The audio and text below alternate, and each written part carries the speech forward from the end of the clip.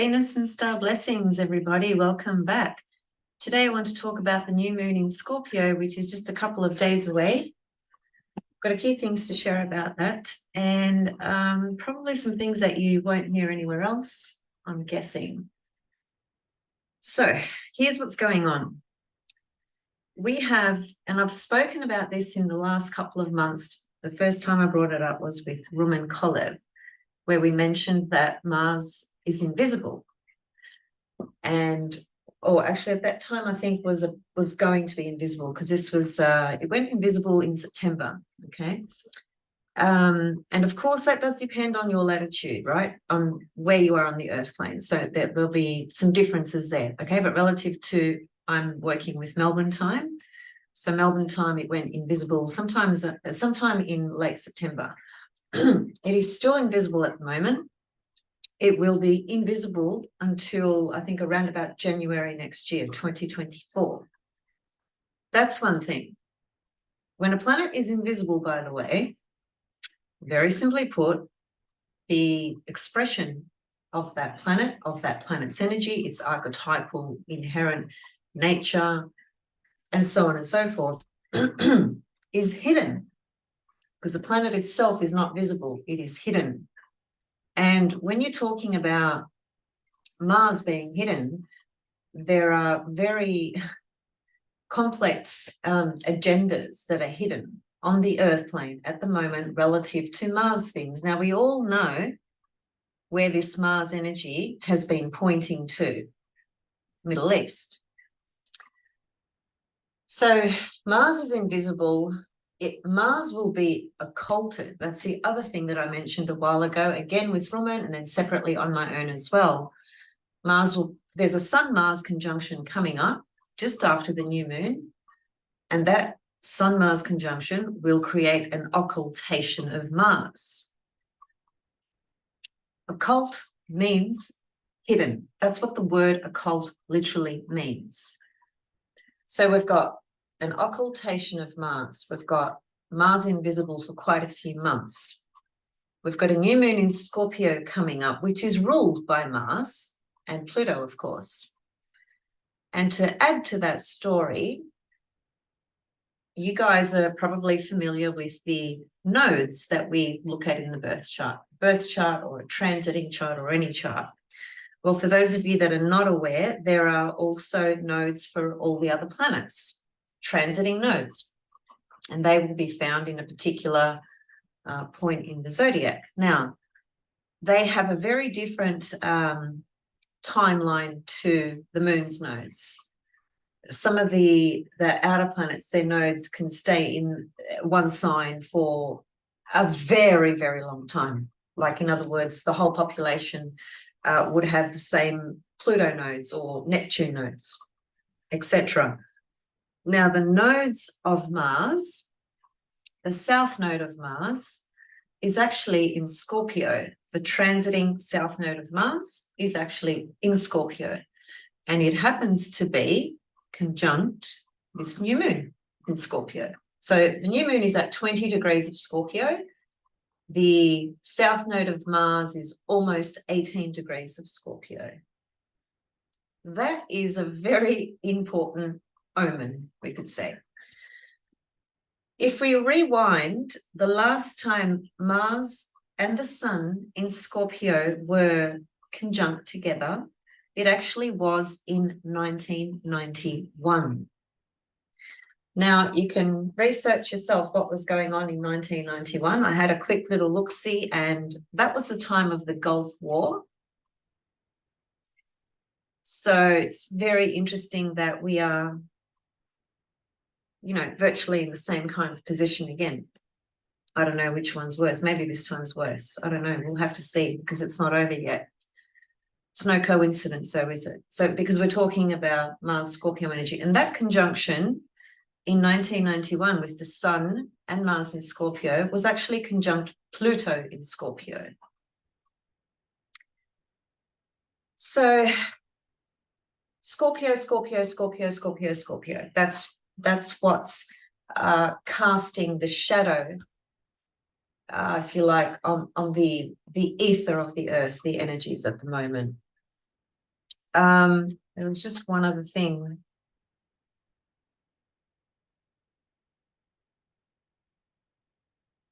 Perhaps it'll come to me in a moment. So, first of all, Mars in Scorpio is obviously one of its rulership positions. Mars also rules Aries. Now, in Scorpio, that is the feminine side of Mars, right? Scorpio is a feminine sign. So it is of the nature of the night, you could say. It's a nocturnal energy. It's an inner energy. It's a hidden energy. It's water.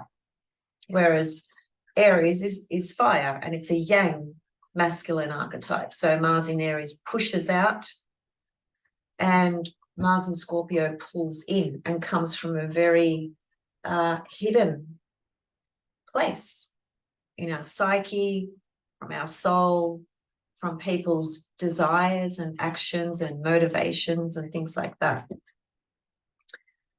Now, as an astrologer, I like to pay attention to what's happening to the collective, to different narratives and stories and trends and whatever it is on the earth plane, because, first of all, astrology is actually a science. It's the mother of all science, actually.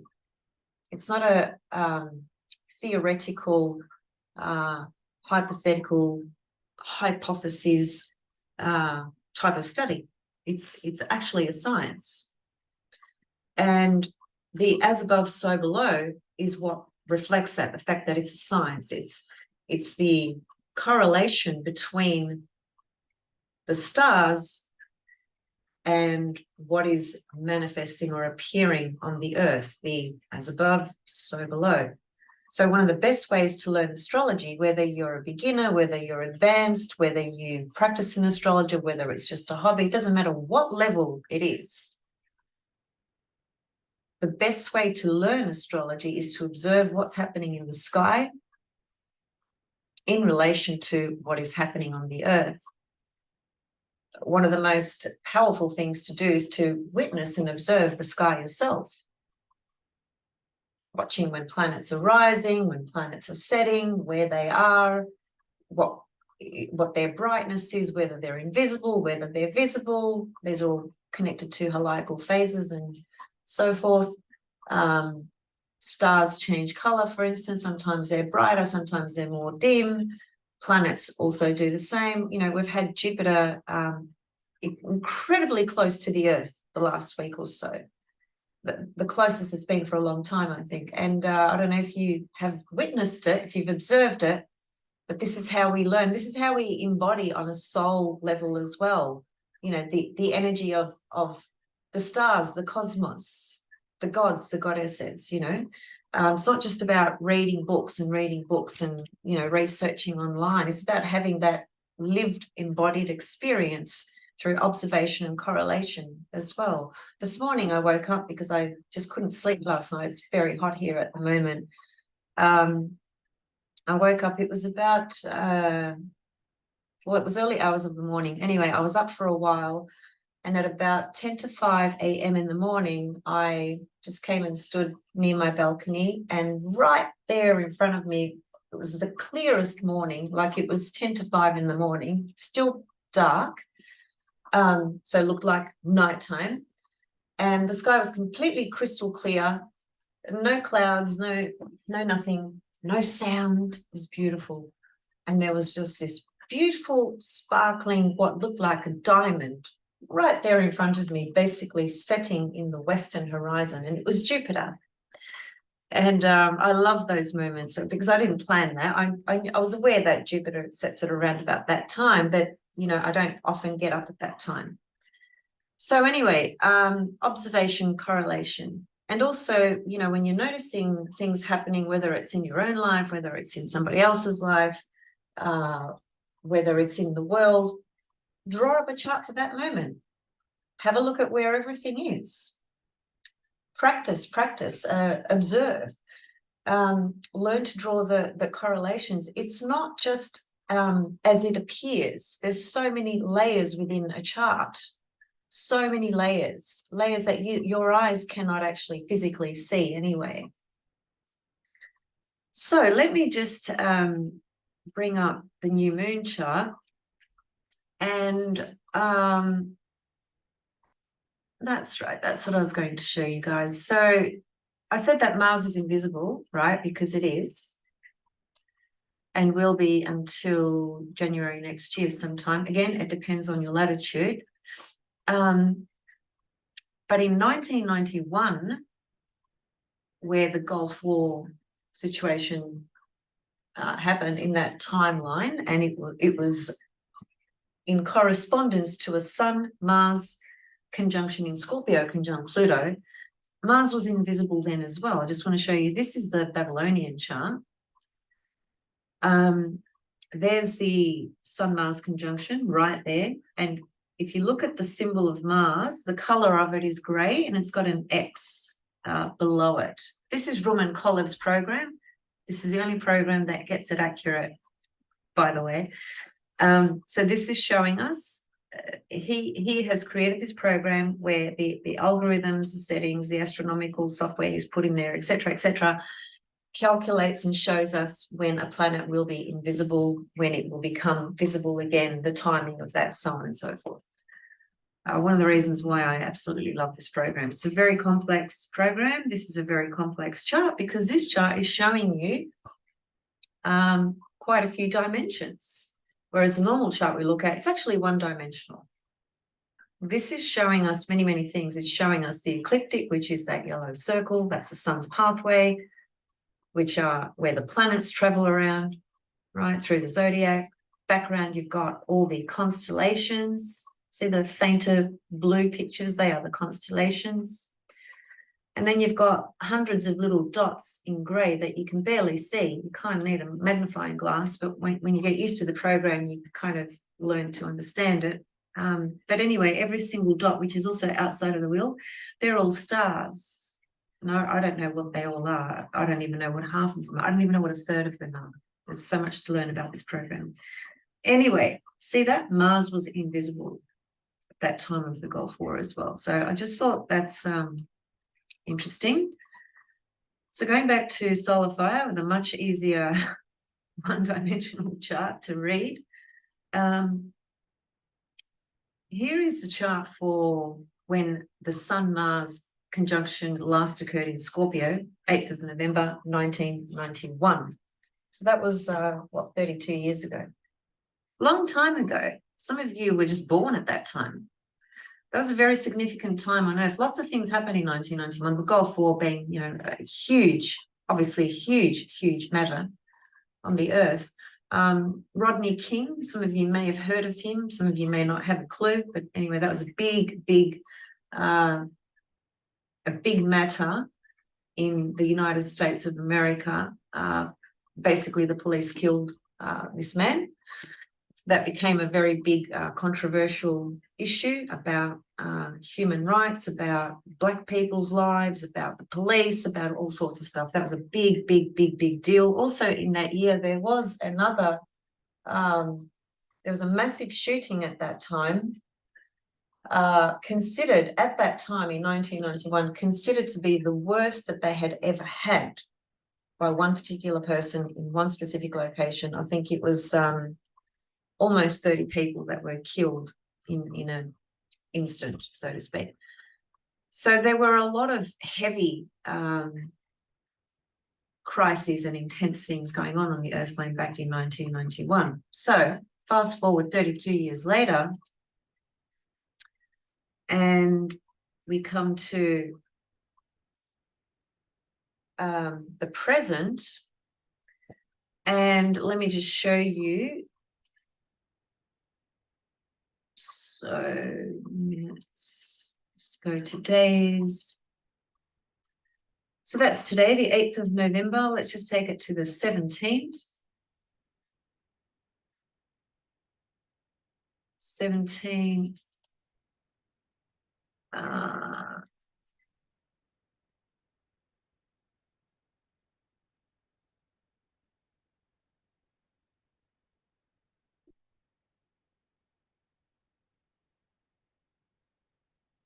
Just bear with me while I fiddle around with this.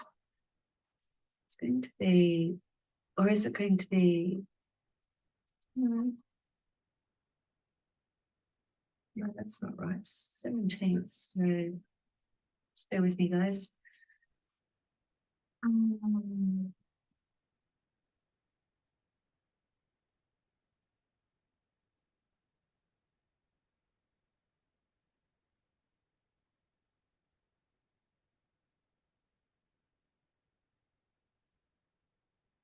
Why am I not getting this right?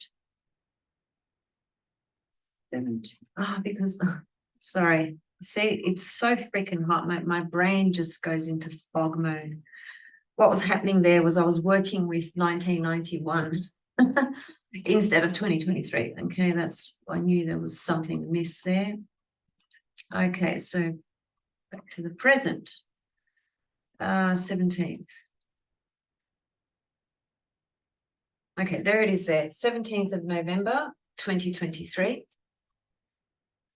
Mars-Sun conjunction in Scorpio. You see it there. This is the occultation of Mars. It's an actual occultation, meaning Mars will be behind the sun, like completely just like an eclipse. There's something very profound about that type of omen. So you've got this occultation, Mars invisible for several months, conjunct Ceres, opposite Uranus. The south node of Mars is at 18 degrees of Scorpio, certainly within range to be conjunct this occultation as well. And then when we go to the new moon, which is right here, here is the new moon chart for Scorpio. This sets the tone for the next lunation cycle, which clearly is all about Scorpio, for better or for worse. And we've got to be realistic, given the nature of the world. This doesn't look very good. Mars, Sun, Moon, of course, it's a new moon. Ceres, the goddess of loss and grief, also the goddess of renewal and transformation, sure, but if you were to associate a sign to Ceres in terms of rulership, Scorpio would be the sign that she really corresponds to very strongly. Taurus as well, but more so Scorpio, because her myth, which connects to Pluto and Persephone, is a scorpionic myth. And I mentioned a few weeks ago that Ceres in Scorpio approaching, Mars and this new moon that was coming up and so forth wasn't going to look good from a collective perspective relative to matters on the earth. And I certainly wasn't wrong about that. I wish I was. It's not that even that I was right or wrong. I'm just reading the archetypes, the symbolism. And this new moon is actually opposite Uranus. Okay, so that shows a problematic signature because most likely this could make things worse.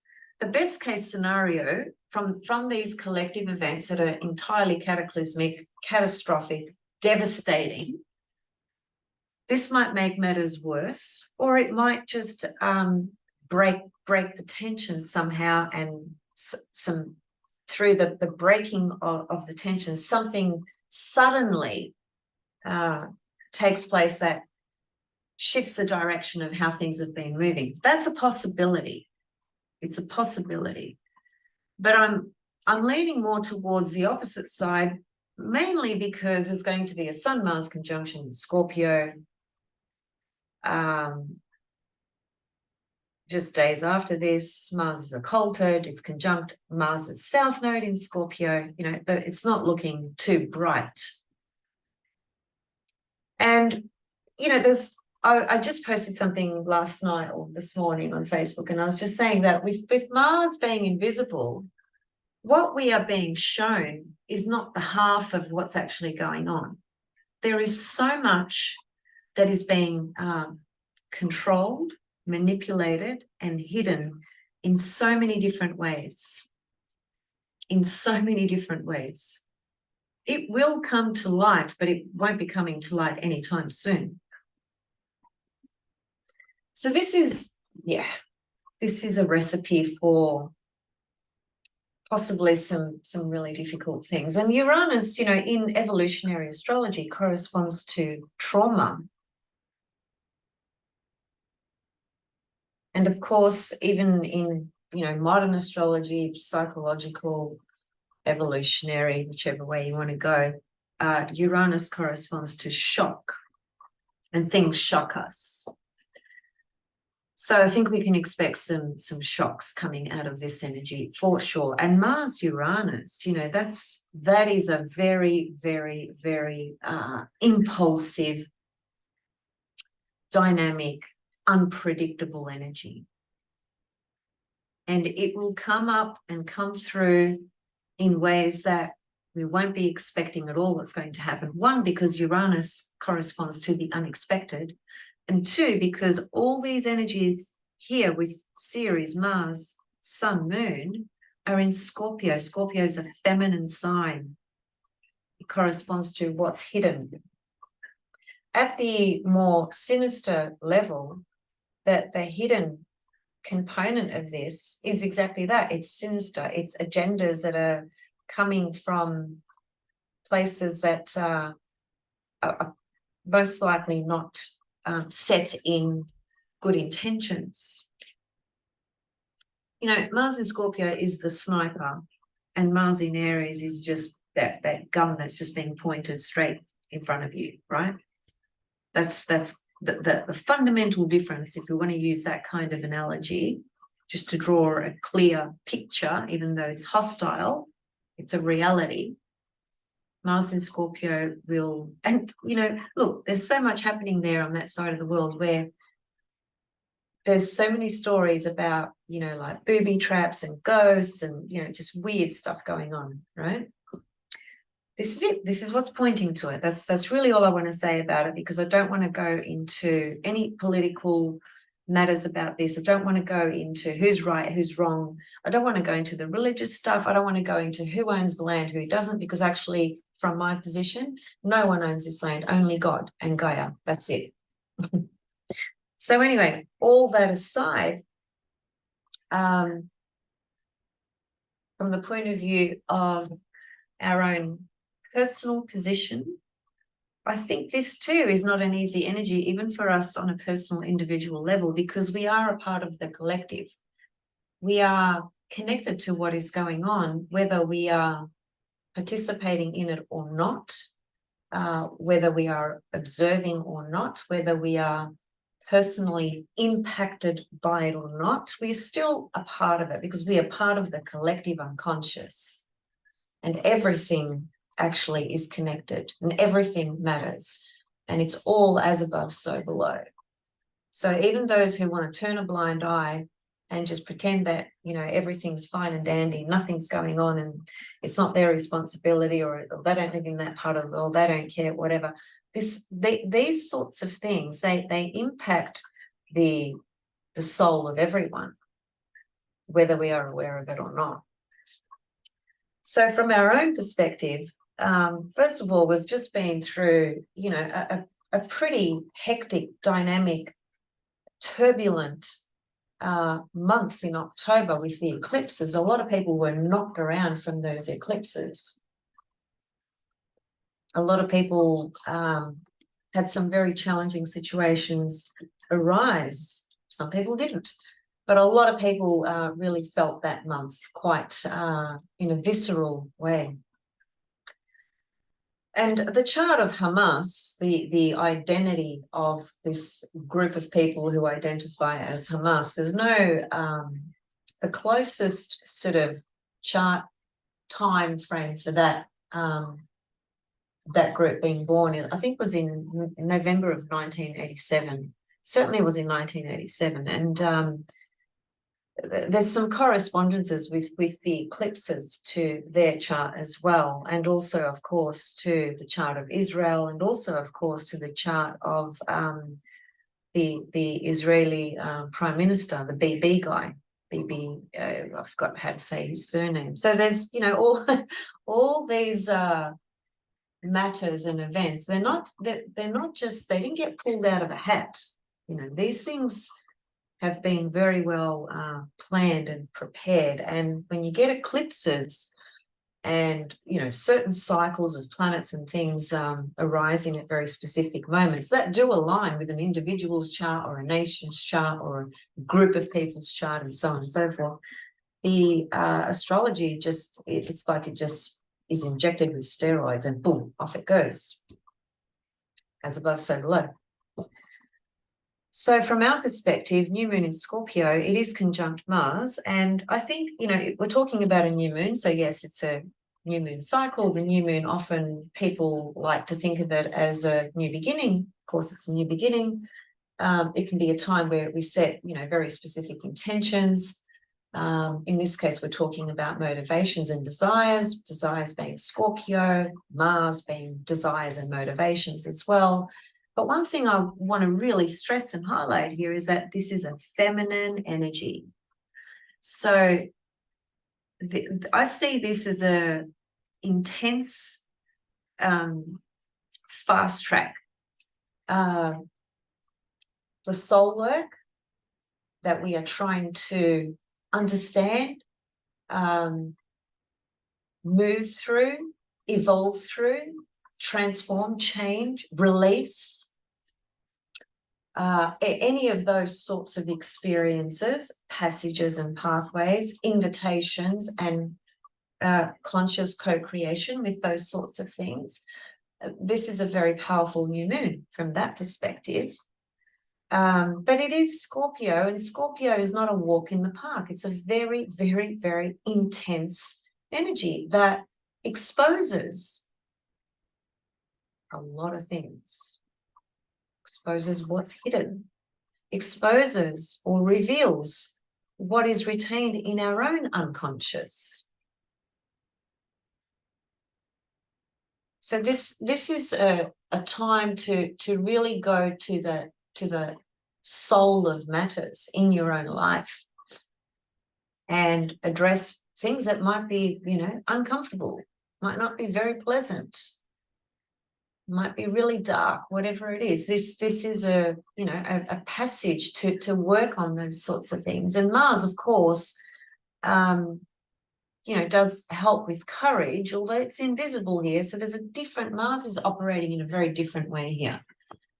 And given that it's going to be occulted on the 17th, you know, there's something very powerful that could be released from our own psychic imprints, our own soul nature. Something can be revealed, because if occult means what's hidden, which it does,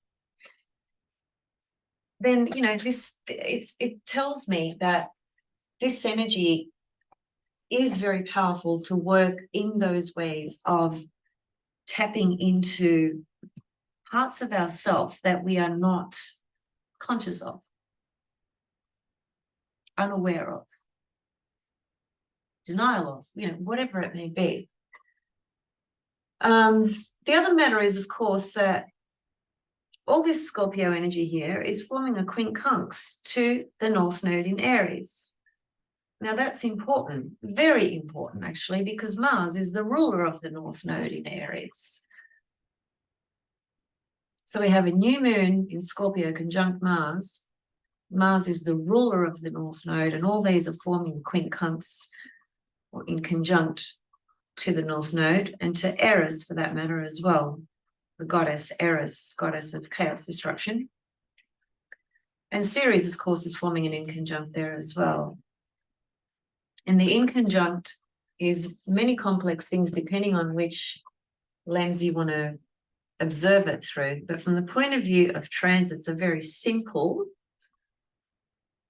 but powerful description of transits involving two bodies or a body and a node, as in this case, often refers to parting ways with something, a change of mind of something. It will be something very specific and distinctive relative to you and your circumstances. I can't tell you what that's going to be, because I don't know who I'm talking to. I don't know your chart, don't know you. But I can tell you that a new moon forming a quincunx here to the North Node in Aries, and the North Node in Aries is the collective pathway that we are integrating towards as a collective human family.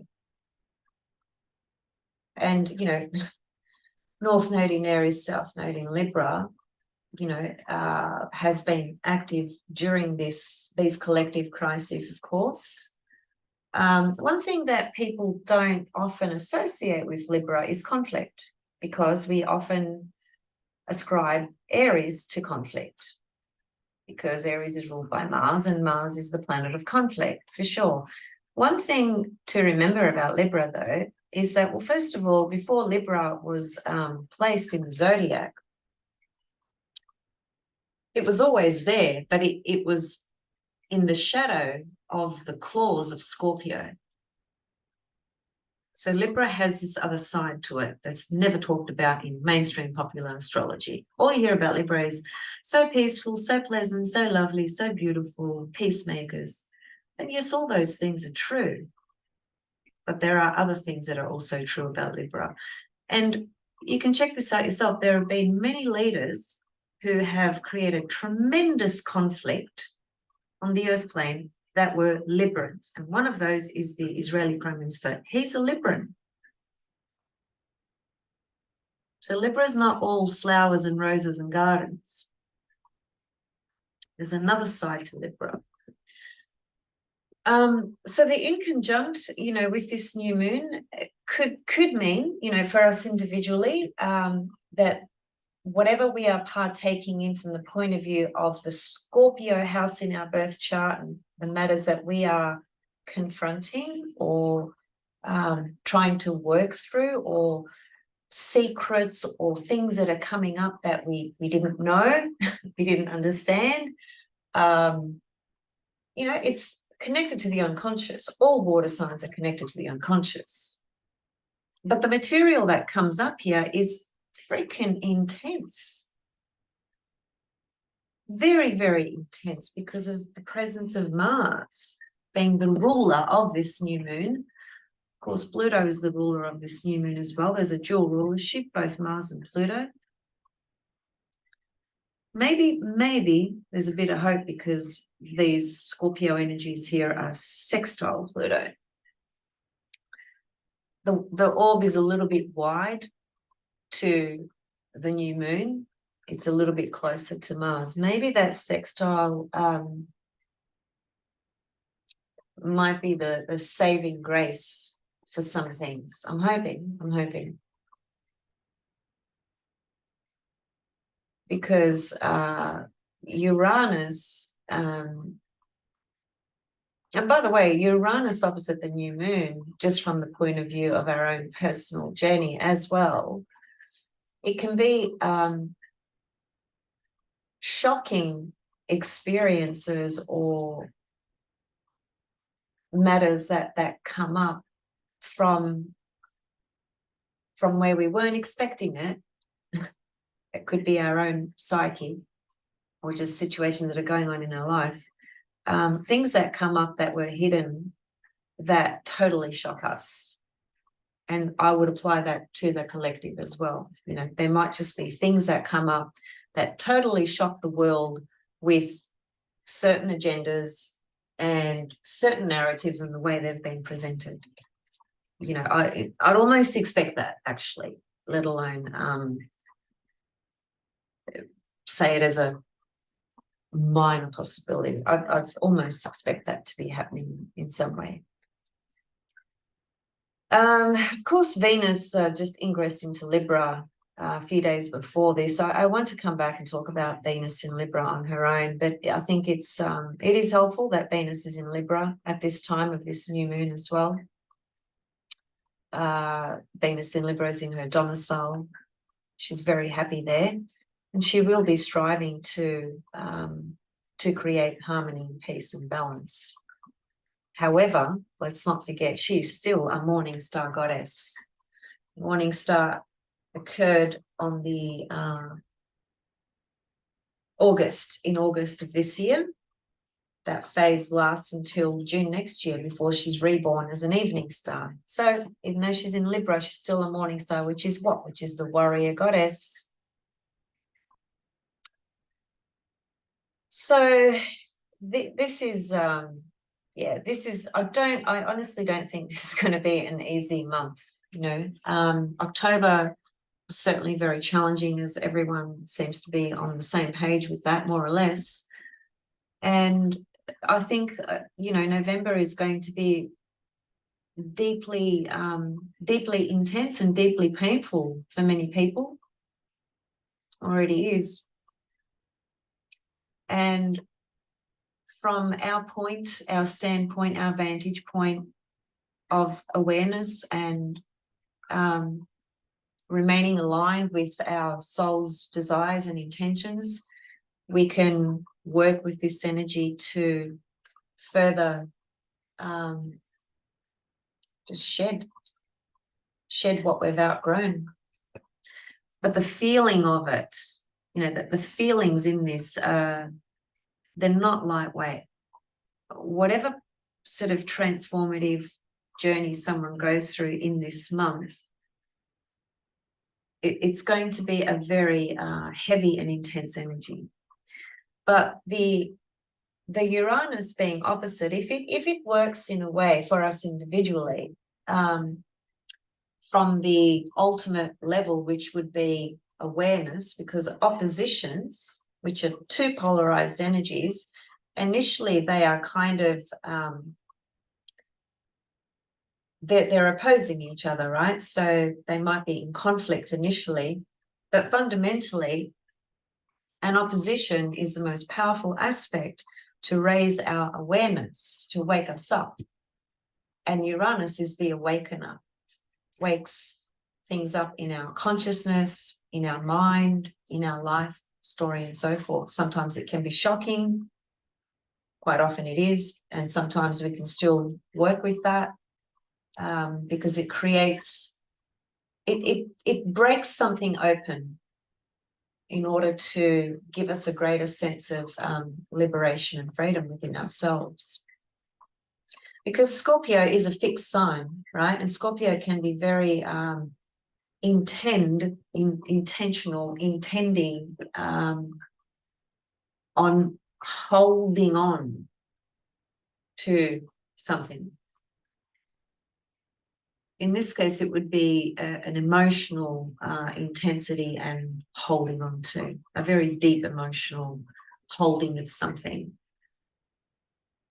And the Uranus being opposite can liberate us from something that we maybe have been obsessed about, you know, or are obsessing about. And it's bringing no good to us. It's just decentering us. So it's, it just depends on who you are and what's going on in your life circumstances. But from a collective perspective, this energy doesn't look like an easy month. I have to be very honest about that.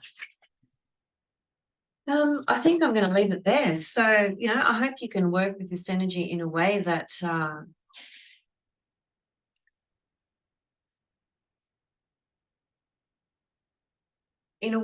helps you feel like you are being real with yourself, real with your soul's desires and intentions.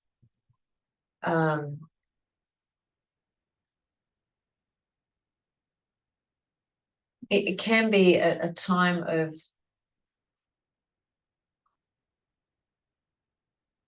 I want to say sort of more of a quiet time, you know, because water always takes us within, you know, it takes us in and down, whereas air and fire takes us up and pushes out. So water always takes us within, you know, it's a reflective quality. So, but, you know, bring in the Venus in Libra to balance out, you know, some of that intensity that's likely to show up, because it is going to be very, very intense, mark my words. Okay, I will see you guys soon with Venus in Libra. I want to talk about the goddess in Libra. And just also a reminder that my classes are open if you want to join us. They are running in 10-week blocks. Each 10-week block is different level. There's a lot there. So look, if you're interested, just email me and I can just give you some information, and also let me know if you're interested in any type of reading. Don't forget, I work with the Venus star points as well. Those are very powerful readings, very insightful, very useful. Not something that you'll get out of your normal astrology chart. Lots of things we can look at. Just reach out if you're interested, and sending you all much love and peace, and lots of love and peace to the ones that are being affected by these events closely and personally. Okay, see you soon. Bye.